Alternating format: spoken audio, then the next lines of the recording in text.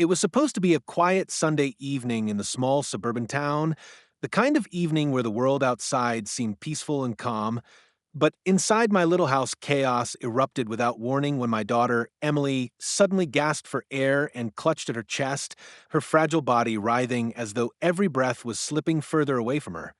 I remember the terror that rose in my throat like fire, my hands trembling so hard I almost dropped the phone as I dialed 911 praying someone would answer quickly because every second felt like an eternity and every sound she made tore me apart from the inside.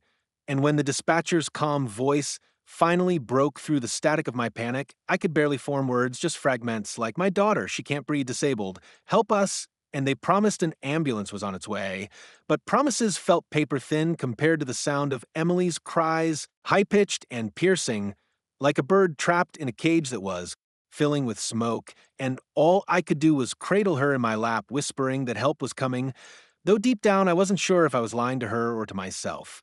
Outside, the distant wail of sirens finally cut through the night air, and my heart raced faster because those sirens were supposed to mean salvation, safety, someone stronger and smarter who could take over where I was failing. But as the red and blue lights flashed against the windows and the ambulance screeched to a halt at the curb, something about the way the back doors swung open made me hesitate, because instead of the reassuring flurry of medics rushing in, there was just one tall woman stepping down slowly, her face half hidden under the shadow of her cap, her eyes sharp, her jaw clenched like she was annoyed at being disturbed. I remember calling out desperately, "She's in here, please hurry, she can't breathe," and the woman, her badge said Nurse Deborah, strode in with an expression that didn't fit the urgency of the moment, her gaze sliding over Emily like she was assessing a problem she didn't want to deal with rather than a child fighting for her life, and when she reached out to lift my daughter onto the stretcher, her hands gripped Emily's thin arms so hard that Emily screamed out in pain, a scream so raw it echoed in my chest like glass shattering, and I froze for a second, staring at the nurse's face, because there was no flicker of guilt there, only a faint smirk tugging at the corner of her lips as if she enjoyed the sound, and though I wanted to say something, wanted to protest, that maybe she was just being firm to keep Emily from slipping, my instinct screamed louder than my logic, telling me something was wrong, terribly wrong. But before I could react further, the stretcher was rolled toward the waiting ambulance, the wheels rattling over the uneven pavement, Emily's cries still echoing as I stumbled after them, torn between the desperate need to trust the people who were supposed to save her and the growing dread curling in my stomach that I might have just handed my daughter into the arms of someone who wanted to hurt her instead.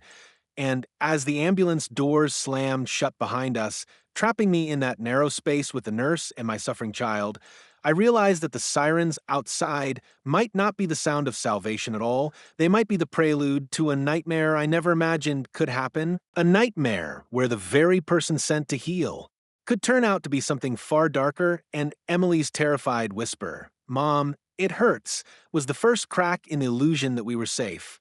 The moment the ambulance doors slammed shut behind us, the world outside dissolved into flashing streaks of red and blue through the narrow windows, and inside that suffocating metal box, it felt like the air itself was being stolen away as the sirens screamed above, yet all I could hear clearly was Emily's ragged breathing and her muffled cries for comfort. I sat pressed against the cold steel wall, trying to soothe her, while Nurse Deborah strapped her down onto the stretcher with a force that seemed unnecessary, the buckles snapping tight across her fragile body until Emily whimpered, "Too tight, it hurts," and I instinctively reached forward to loosen them, only for Deborah's hand to slap mine away with a coldness that froze me in place, her eyes narrowing as she said in a voice sharp enough to cut through the sirens, "If you interfere again, you'll make things worse for her." And my stomach twisted at the venom laced in her words, because nurses were supposed to comfort, to explain, to calm frightened patients, not terrify them into silence, and yet here was this woman treating my daughter as though she were an inconvenience instead of a child fighting to breathe.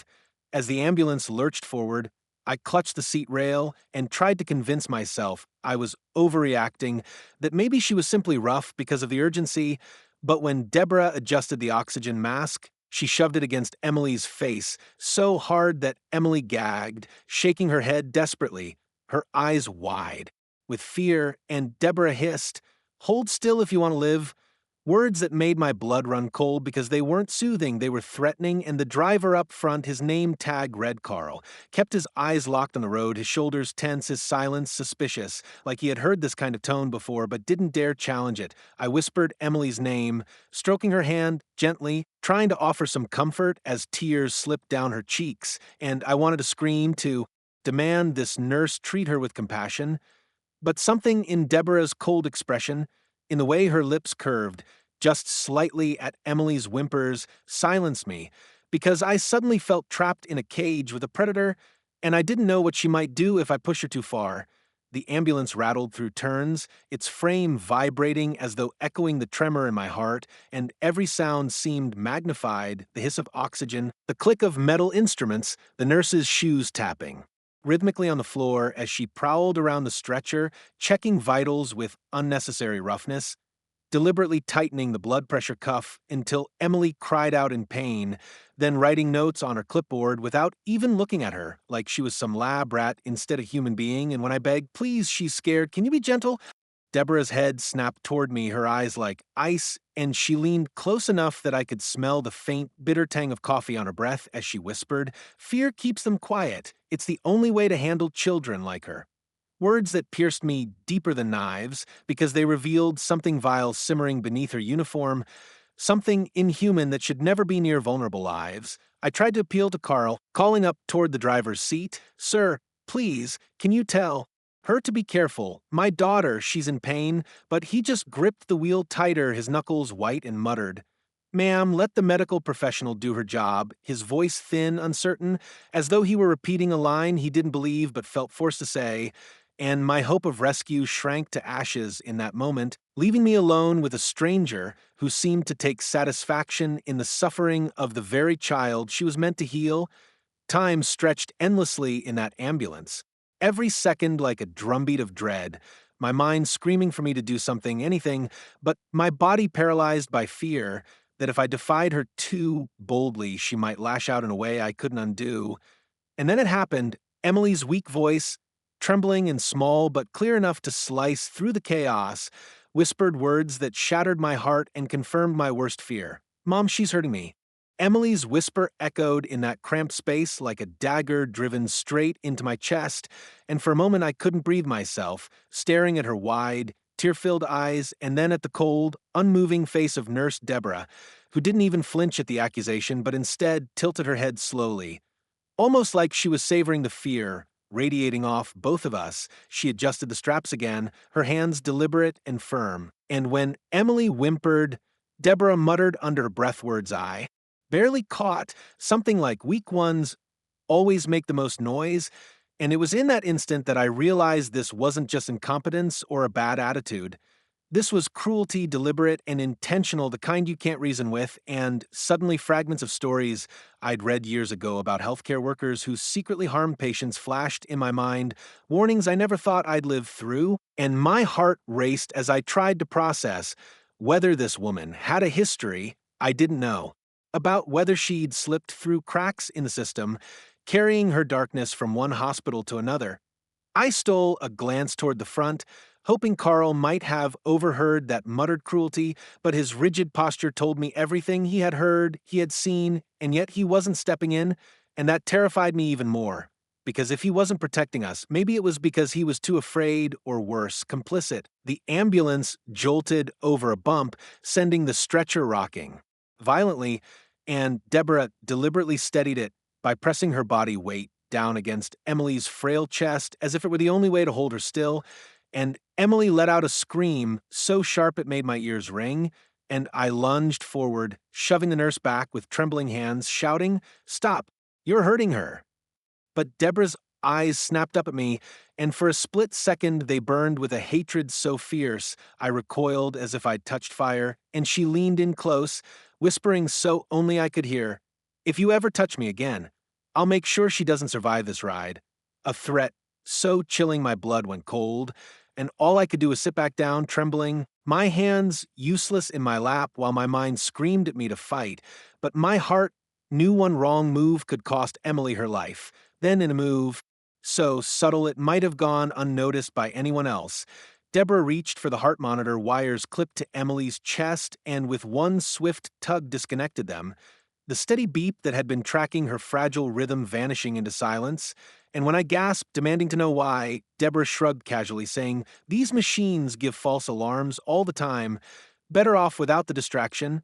But I could see the satisfaction flicker across her face, like she wanted me to watch as. She erased the evidence of Emily's suffering, like she thrived in the silence where no one could measure the danger she was causing. My nails dug into the metal seat as I fought to stay calm, thinking maybe I could secretly call 911 from my phone.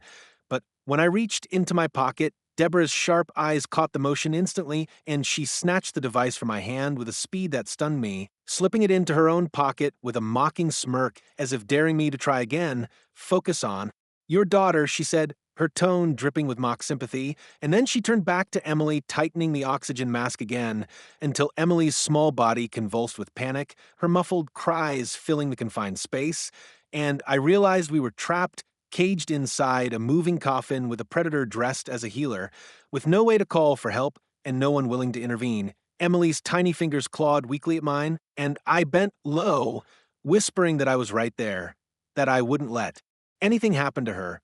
But even as I said it, I felt the crushing weight of helplessness pressing down on me. Because in truth, I didn't know if I could keep that promise. The sirens outside wailed louder, the city lights flashing by in blurred streaks. Yet, inside the ambulance time stretched unbearably, each second a test of how much fear and pain one child could endure, until suddenly the driver hit the brakes hard, throwing us all forward, and Deborah, instead of bracing herself properly, seemed to deliberately stumble, her full weight crashing down across Emily's frail body, driving another piercing scream from her throat. And as I shoved Deborah off and cradled my sobbing daughter, the nurse straightened up with deliberate calm, brushing herself off and muttering in a tone so casual it twisted my stomach. "Accidents happen," as if she hadn't just crushed the breath from a dying child. And in that moment, I knew with bone deep certainty this wasn't incompetence, this was sadism, and we were trapped inside her control with no one willing to save us.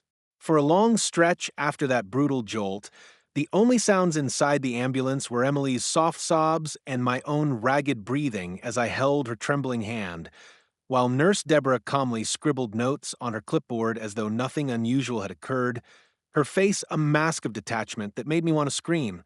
But what unsettled me even more was the figure hunched in the driver's seat, because when the harsh glow from a passing streetlight illuminated his profile, I finally saw the deep lines carved into his face, the way his jaw clenched tight, and his hands gripped the wheel so hard his knuckles glowed white. And in that instant I realized this man, Michael, as I would later learn, wasn't as oblivious as he pretended. His rearview mirror tilted just slightly so that his eyes flicked back again and again, catching glimpses of the horror playing out behind him. And yet he stayed silent, his fear radiating in the way his shoulders stiffened every time Emily cried out, and I began to wonder if he had witnessed this kind of cruelty before, if this wasn't the first time he'd seen Deborah cross lines no medical professional should ever cross, but still he drove on, his silence complicity and his fear, a prison that kept him chained. I wanted to shout at him, demand he stop the ambulance, beg him to help us, but every time I opened my mouth, Deborah's cold stare pinned me in place, warning me that even words could cost Emily dearly, and so I swallowed my cries and instead studied Michael's reflection, searching for a crack in his resolve, a sign that he might finally gather the courage to intervene. Emily's breaths were shallow now, each one rattling like broken glass, and I bent close to whisper prayers in her ear, promises that I would never leave her side, even as tears blurred my vision, and in that dim flickering light, I saw Michael's hand tremble on the wheel just once, just enough to tell me that he wasn't as unmoved as he pretended. Perhaps he was haunted. Perhaps he carried memories of other children who hadn't been as lucky, and maybe that was why his silence was so heavy, as though the ghosts of his own inaction weighed on him.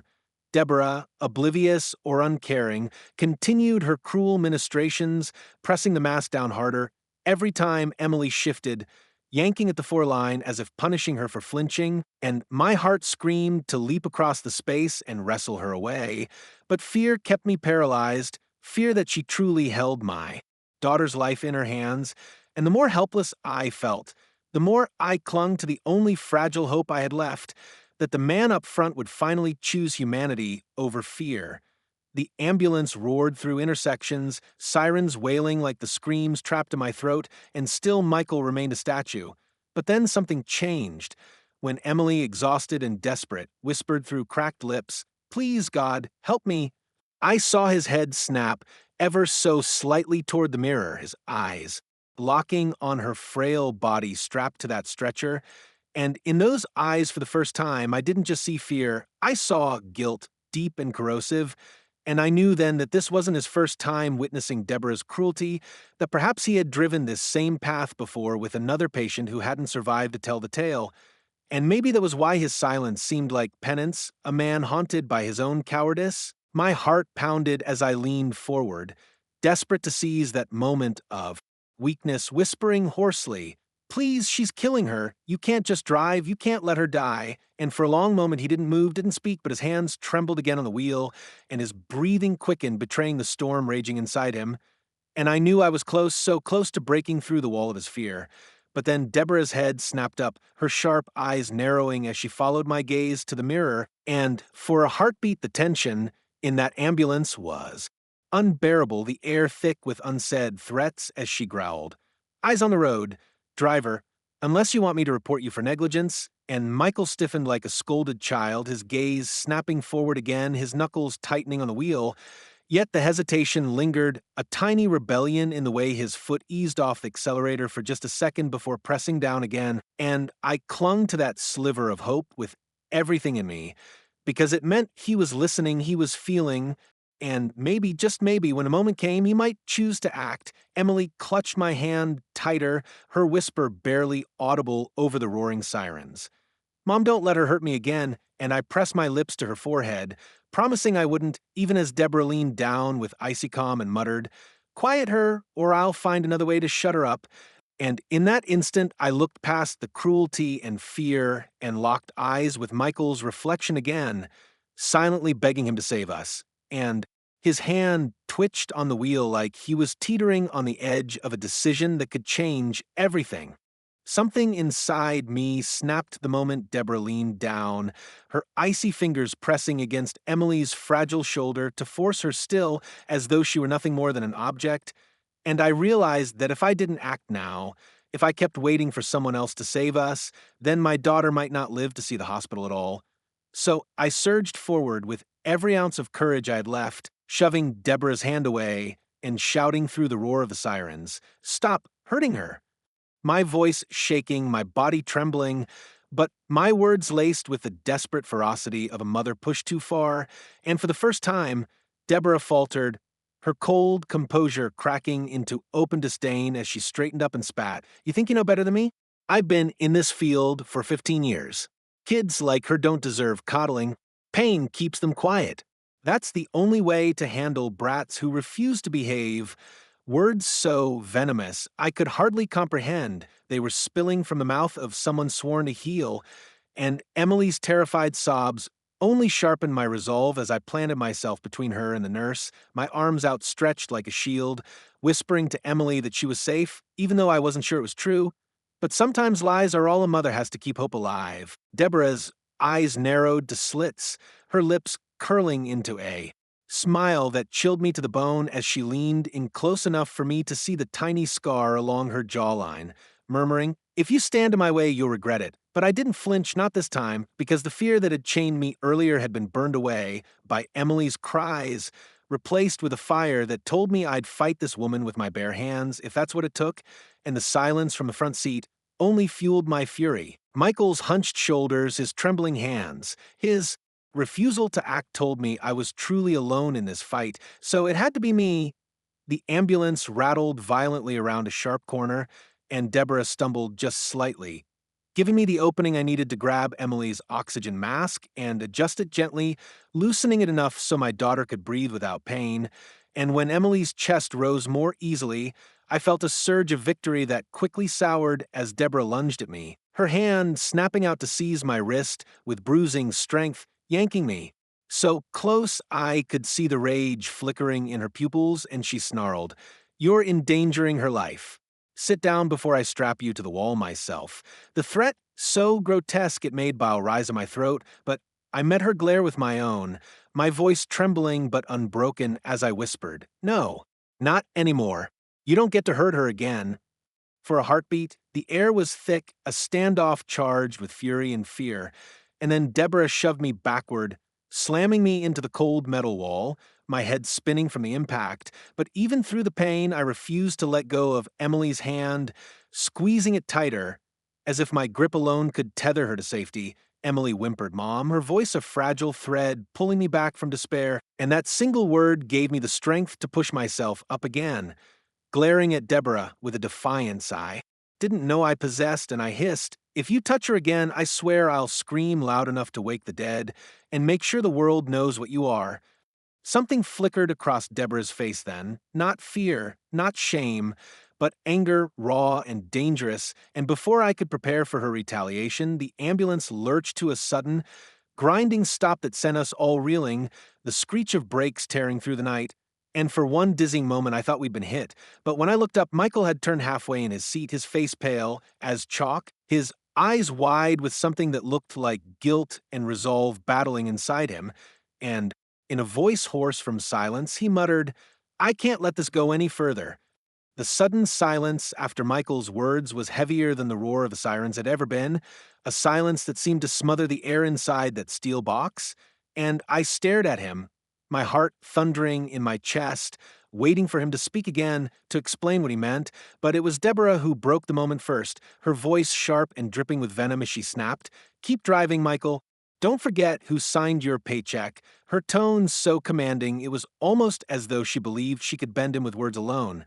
But Michael didn't turn back around, his trembling hands frozen on the steering wheel, his eyes fixed on us through the rearview mirror, and after a long pause he muttered, "I've seen this before. I've seen her do it before."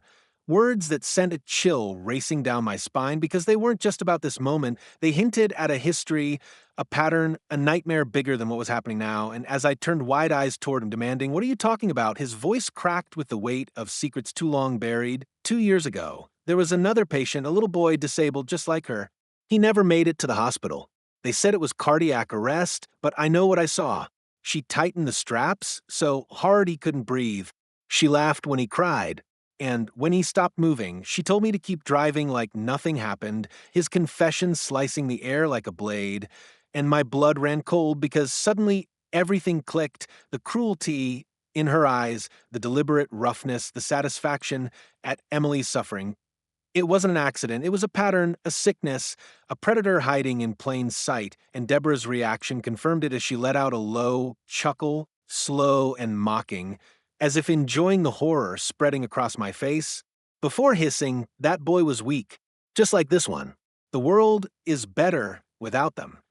My stomach churned, bile rising in my throat as I clutched Emily's hand tighter, feeling her trembling grow worse with every poisonous word, and rage surged through me, so strong I could barely hold it in.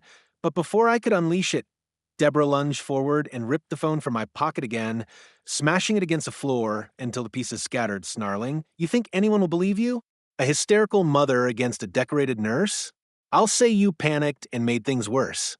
They'll take your child away for negligence," her threats slicing deeper than knives because they carried a cruel truth. The world often trusts the uniform over the desperate pleas of a mother, and she knew it. She was counting on it. She had done it before. Michael's voice cracked again, louder this time, his fear colliding with guilt. I stayed silent then, and that boy died. I won't stay silent again, but even as he said it, his voice wavered, betraying the years of cowardice that chained him, and I wanted to scream at him, to demand action instead of words, but Deborah was quicker, her eyes flashing with something unhinged as she stepped closer, her shadow falling over Emily like a predator circling prey, and she hissed, "If you try to stop me, I'll end this child's suffering right now, and make it look like she just couldn't hold on. Nobody will question it. Nobody ever does." The air grew thick, every second stretching unbearably as my pulse pounded in my ears, and Emily, weak and trembling, whispered hoarsely, "Mom, don't let her." Words that shattered me, pushing me past fear into a desperate fury. But before I could act, flashing lights erupted through the back windows, red and blue strobes flooding the ambulance, and the shrill cry of a siren louder than ours cut through the night. Police pulling us over, their cruiser demanding we stop, and for one wild heartbeat, hope exploded in my chest like fireworks, the thought that maybe, finally, help had arrived. But then my gaze snapped to Deborah's face, and instead of fear, there was only a chilling calm as she straightened her uniform and muttered with a dark smile, "Perfect timing. Let's see who they believe, you or me." The ambulance screeched to a halt under the blinding wash of red and blue lights, the sudden jolt nearly throwing me to the floor as Emily whimpered softly against my chest, and through the shattered remains of my phone on the ground, I could hear my own heartbeat thundering like a war drum. Because this was it, the moment everything came crashing down, the moment we would either be saved or destroyed, and as the rear doors swung open, a rush of cold night air flooded inside along with the commanding voices of two officers step out of the vehicle. Now, their tone sharp, urgent, demanding authority, and before I could even respond, Deborah stepped forward with an eerie calm, smoothing her uniform and adjusting her name badge, her face rearranging itself into the picture of professionalism, her voice honeyed and practiced as she declared, "Officers, thank God you're here. This hysterical woman is jeopardizing her own child's life. She attacked me, ripped medical equipment out of my hands, and I fear the child won't survive unless we leave immediately." Her words rolling off her tongue like a rehearsed script, polished and deadly, and I could see the brief flicker of hesitation in the officer's eyes because uniforms demand trust, authority demands belief. But before despair could crush me, Michael's voice broke through, raw and shaking, yet louder than I had ever heard it. "No, don't believe her. She's lying. She did this.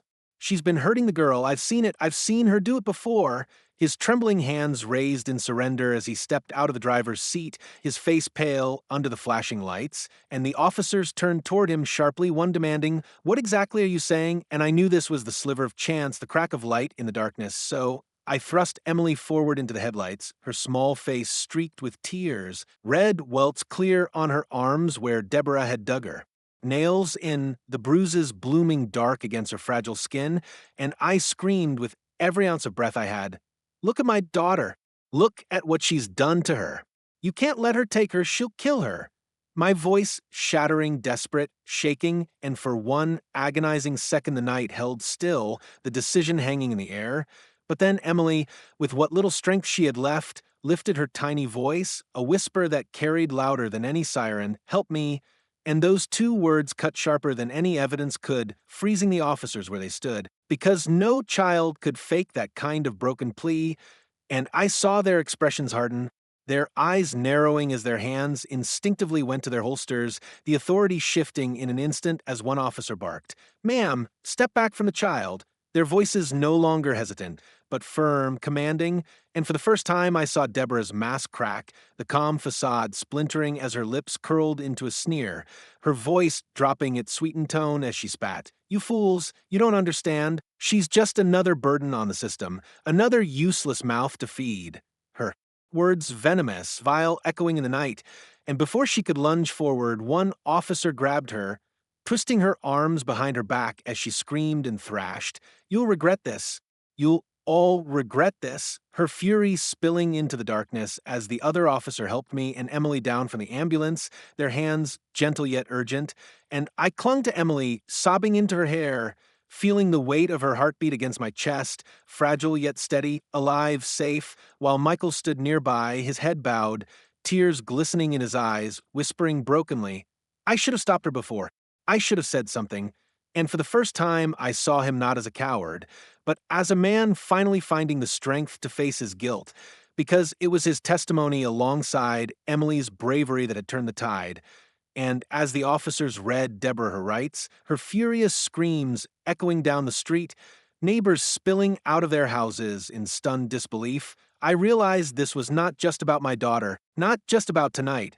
This was about every victim she had silenced before, every child who had suffered unseen, And though nothing could erase the trauma of what Emily endured, there was power in knowing justice had finally caught up, power in knowing Deborah's reign of cruelty had ended, and as the ambulance doors slammed shut one last time, not to trap us but to transport her to jail, I kissed Emily's forehead, whispering, "It's over, baby, you're safe now." And for the first time since that nightmare began, she closed her eyes, not in fear, but in peace, her small body relaxing in my arms, and as the police escorted us toward safety, I swore silently into the night sky that no one, not ever again, would take her cries for help as weakness, because tonight had proven the truth. Even in the face of evil, the smallest voice can be the loudest scream for justice.